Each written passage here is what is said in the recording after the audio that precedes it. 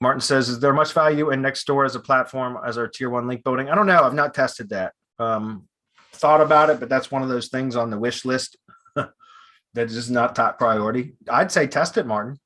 If you have the time and the desire, try it, test it and see. I think it could be valuable, right? It's real local.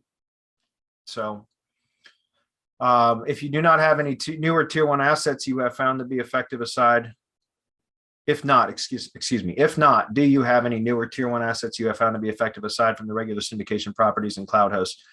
Well, I mean, still the normal syndication network properties are web twos. Like, even if you're not syndicating much anymore, like, I'm not doing as much of that, but I'm still, creating properties on different web 2 networks and social profiles and that sort of stuff. And all that, again, you're adding nodes to the knowledge graph for the entity, right?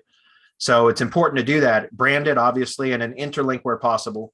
There's some really good gigs for that. Like I said, Marketer Center has one. One of our very own, Shripad from Semantic Mastery Mastermind, he's got citationbuilderpro.com.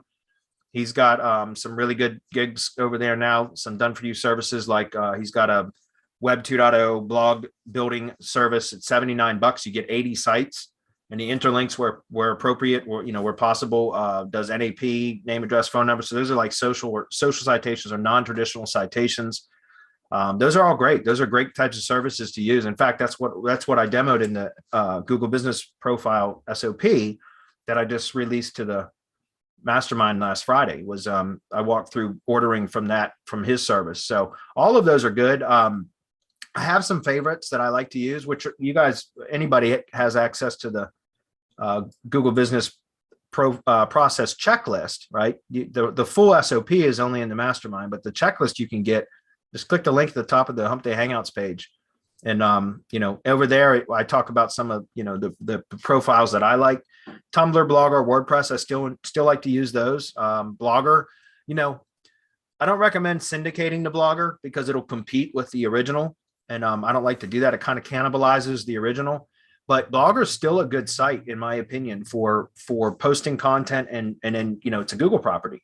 In fact, some of the kind of mirroring stuff that I'm doing and trying to test when I have time, includes Blogger now as one of the mirrored properties. So whatever, content, like, for example, if you had gotten access to the content mirroring method that we gave away for free from Black Friday to Cyber Monday, and if you're in the mastermind, you can get that at any time. But we had a whole content mirroring, process. And I like to include Blogger in that now as just an additional property. So those are all good. Strikingly is a good one. Yola site, another one, company.site, which is fantastic. That's like eswid.com, which is like an e-commerce platform, but you can register blogs on there. And they're really customizable. They make really nice looking sites and they rank well. And that you get a dot, whatever you want as your username, .company.site. So it, resembles kind of the .business.site for Google Business Profiles. So those are all good. I don't know.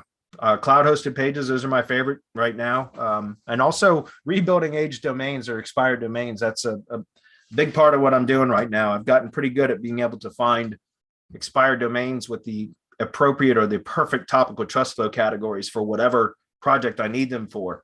And so I'm like really targeted and hunting out expired domains right now and rebuilding those with just HTML sites on cloud hosting. And those tend to work really, really well too, especially when you start I'm using kind of a hybrid right now of what Jesper's been teaching with cloud stacking, but I'm doing that with rebuilt expired domains that have the perfect, appropriate topical trust flow category. And so I just go hunt those down for a specific project and I'll stack 4 or 5 of those in a fashion like exactly what I just mentioned with using kind of Jesper's methodology, but they're rebuilt domains, but with the appropriate topical trust flow category that I need. And that tends to really work well. So again, those are some of my favorite kind of tier 1 assets. And don't forget, like, I haven't been mentioning this a lot because it's still just it's a standard part of the standard operating procedure, but the Google sites, guys, that's huge. Like, use that, use the Google sites and power those up with links. I mean, that's the whole point. I'm not using mass spam. Somebody took what I said and twisted it and shared it in one of the other groups again. That's typically what happens anyways. But I said what I know. I have not been finding that they using mass bulk spam works anymore in my testing. I'm not saying people you can't get results from that. That's not what I said. People took my words and twisted it and went to other groups and said, well, Bradley said this, and that's not what I said. What I said was in my testing, I have not been finding bulk spam links to work like they used to. And so because of that, I have switched to using different types of links. And so the Google business, or excuse me, the Google site, sites.google.com, is still a very, very, very powerful and integral part of what I do. There's no question. I haven't been talking much about it just because it's just been a standard part of my procedure for years now. It's just a given for me. And maybe I should be more clear about that when I talk about this. But using the Google site is a primary asset, guys. You should be using that and build links to it. Whether you want to use bulk spam, that's your choice, or use more targeted links with higher power. In my opinion, I tend to use stuff that has more trust flow and specifically topical trust flow in the category that I need it to be in. And that's where I find it to move, have the most effect and the quickest effect. So that's what I'm doing. So. Well, not so fast. If people would have a look at Syndication Academy, I think we haven't mentioned that. We go through like quite a bunch of like really good and powerful tier 1 backlinking and how to build them up, how to set them up properly, and link them all together, and actually use them in a way that you have almost no work with them, right? So like, I'm really a big fan of that still. Ooh, that's good. And I think there was an update today, wasn't there? I think so. Yes, yeah. there was. Yeah, and this was the first week that I did not ask Essie if she needed me before she did it. So hopefully it went well. That's great. Yeah, we got Essie. In case people don't know, we have Syndication Academy. You can find that at syndication.academy. But that's where, a lot of this could be found, these additional sites. And we have a team member fully dedicated to going out and finding these. Say that again. I said she's great. Oh, yeah. And then, not only going out and finding these, but then presenting them and then adding them to the training. So highly recommend checking out Syndication Academy. Yeah, it's inexpensive. By the way, if you're a mastermind member, you get that included. And I don't know if all mastermind members know that, or if those of you that aren't in the mastermind don't know that. But it's if you just want Syndication Academy, it's very inexpensive. But every 2 weeks, Essie, she's great. She does a great job at explaining what she does. It goes out and hunts down other Web 2.0 assets, social profiles, and things like that can and it goes in and sets them up in the webinars every 2 weeks. So, and she'll do 2-3 properties every single 2 weeks, and she'll go in and show how to set them up, how to optimize them, how to do interlinking. So I mean, it's super powerful. I've said this last few Hump Day Hangouts, but that's stuff that you should have a VA doing. Like if you're like I said, if you're in the mastermind, you get Syndication Academy anyways, plug your VA into that training. Let them go watch the webinars every 2 weeks, or, watch them from the archives, and then implement what Essie teaches as far as because again, that's adding nodes to the knowledge graph for that entity.